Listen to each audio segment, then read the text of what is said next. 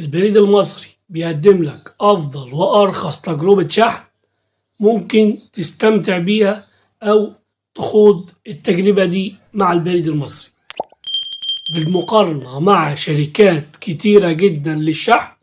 هتعرف وتتأكد إن البريد المصري أفضل اختيار ليك.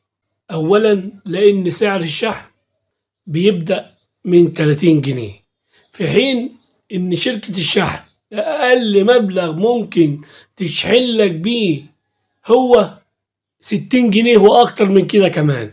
الكلام ده تجربة وتقدر تتأكد منها بنفسك. ثانيا البريد المصري بيقدم لك أفضل خدمة تتبع، تقدر توصل لطردك أو أوراقك اللي أنت بعتها، تعرف هي وصلت فين ومين اللي استلم فين. فحضرتك